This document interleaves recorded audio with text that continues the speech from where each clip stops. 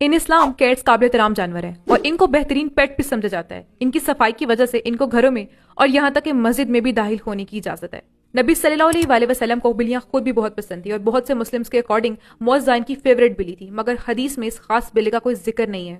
نبی صلی اللہ علیہ وآلہ وسلم کے کمپینینز میں سے ایک کو ابو خریرہ یعنی فادر آف دا کٹنز کہا جاتا تھا کیونکہ ان کو بلیوں سے بہت پیار تھا. ایک دفعہ ایک عورت حضرت عائشہ کے پاس کھانا لے کر آئی، مگر اس وقت حضرت عائشہ نماز پڑھ رہی تھی. تو حضرت عائشہ نے اس عورت کو اشارہ کیا کہ اس کھانے کو نیچے رکھ دو.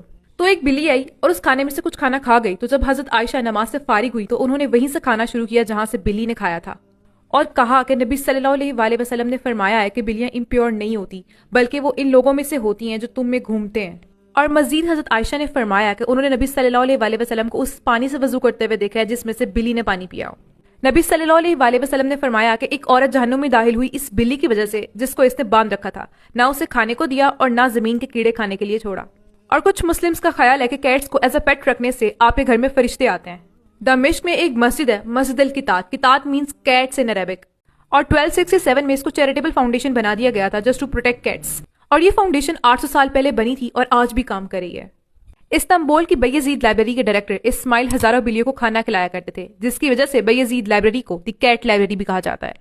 آپ نے اکثر دیکھا ہوگا مکہ مکرمہ میں مسجد الحرام میں بلیاں آرام کر رہی ہوتی ہیں، جو اسلام کے مقدس ترین مقام ہے اور کعبہ سے صرف چند سو فیٹ کے فاصلے پر ہے، کیونکہ بلیوں کو یہاں آنے کی بھی اجازت دی گئی ہے.